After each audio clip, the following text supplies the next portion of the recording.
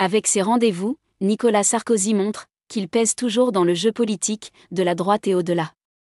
La rencontre entre l'ancien président de droite et Jordan Bardella la semaine passée révèle des intérêts respectifs pour les deux hommes politiques. Nicolas Sarkozy montre aussi qu'il parvient à garder une influence sur sa famille politique. C'est une ombre qui plane sur la droite française, et au-delà. Malgré son retrait officiel de la vie politique depuis son humiliant échec à la primaire de la droite en 2016, Nicolas Sarkozy fait toujours jouer son influence d'ancien président de la République. Après avoir murmuré à l'oreille d'Emmanuel Macron, avoir apaisé les tensions avec Bruno Retailleau, voilà que l'ancien patron fort des Républicains s'acoquine avec Jordan Bardella en le recevant cette semaine pour un café d'1 heure, selon une information du Parisien. Un pouvoir d'influence et de nuisance. Une manœuvre qui renforce le positionnement du président du Rassemblement national à 2 ans d'une nouvelle échéance électorale nationale, comme éventuel candidat à la présidentielle, et notamment auprès d'un électorat, dans la ligne moins sociale et plus libérale de Jordan Bardella, analyse Jean Garrigue, historien et président de la Commission internationale d'histoire des assemblées.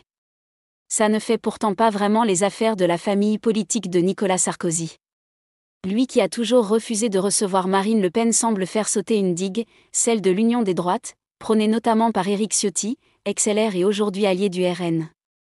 Cette démarche, pas anodine, est vécue comme un piège par Jacques-Yves Bobo, conseiller régional LR d'Île-de-France. Fidèle sarkozyste pendant les années phares de l'ancien maire de Neuilly, il n'a pas du tout apprécié ce rendez-vous secret pas si secret. Rencontrer Jordan Bardella n'est pas du tout une solution, c'est laisser entendre qu'il n'est pas tout à fait l'extrême droite ou que l'on peut discuter avec l'extrême droite. Je suis extrêmement déçu, regrette encore l'élu parisien. Et ce, peu importe le sens de cette rencontre. Donner un nouveau statut à Jordan Bardella n'est toutefois peut-être pas l'objectif premier de Nicolas Sarkozy. S'il n'a jamais eu la même ouverture avec Marine Le Pen, c'est parce qu'elle avait critiqué le prénom de sa fille, Julia, lorsqu'elle est née, assure Étienne Girard, journaliste politique à l'Express et auteur de Le Parrain, Sarko après Sarko, L'Enquête, Seuil. Alors quand il reçoit le patron du RN, c'est surtout pour le remercier de son soutien après le retrait de sa Légion d'honneur car chez Nicolas Sarkozy, la grille de lecture personnelle est cruciale, ajoute le journaliste. Sarko n'a pas dit son dernier mot. Et Jordan Bardella et Nicolas Sarkozy ont ainsi un intérêt à faire fuiter cette rencontre. Chacun en tire un bénéfice. C'est toujours bien de se montrer avec un ancien président, souligne Étienne Girard. Et pour l'ancien chef de l'État, c'est une manière de montrer qu'il pèse toujours dans le jeu politique telle une puissance occulte, ajoute Jean Garrigue.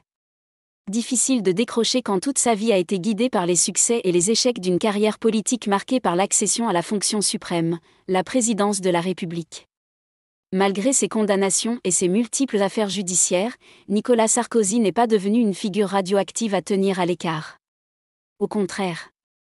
Il vaut mieux l'avoir dans sa poche pour ne pas risquer, la petite phrase assassine dans la presse, son principal pouvoir de nuisance aujourd'hui, note Étienne Girard. Une aura qui s'explique par sa fonction d'ancien président. Aujourd'hui, ils ne sont que 3, Nicolas Sarkozy, François Hollande et Emmanuel Macron, à pouvoir faire valoir une expérience de chef d'État. Un charisme aussi propre à sa personnalité, assez exceptionnel, et son histoire qui a beaucoup marqué la droite, salue Jacques-Yves Bobo. L'envie d'un retour ? Cette influence qu'il ne veut pas lâcher lui permet de construire sa prospérité, il veut qu'on dise du bien de lui et de sa présidence, complète Étienne Girard. Pour mieux revenir ? Rien n'est impossible en politique, particulièrement en France où une carrière politique n'est jamais terminée, rappelle Jean Garrigue citant les exemples plus ou moins récents du général de Gaulle, François Hollande ou Dominique de Villepin. C'est plus fort que lui, même s'il dit qu'il ne fait pas de politique, il en fait quand même beaucoup, juge à son tour Jacques-Yves Bobo. Selon les proches de Nicolas Sarkozy, c'est toujours dans un petit coin de sa tête, mais il fait la différence entre un rêve romantique et la réalité qui s'impose, complète Étienne Girard. Car aujourd'hui, la droite française a repris des forces, notamment grâce aux prises de position radicales de Bruno Retailleau dont la cote de popularité atteint les 39% selon un récent baromètre. On n'a plus grand-chose à voir avec Nicolas Sarkozy qui nous a mis en difficulté sur les 2 mandats d'Emmanuel Macron, regrette Jacques-Yves Bobo, satisfait du formidable potentiel candidat, incarné par l'actuel ministre de l'Intérieur. Mais Bruno Retailleau n'a jamais été président de la République, et c'est la plus-value de Nicolas Sarkozy, nuance Étienne Girard.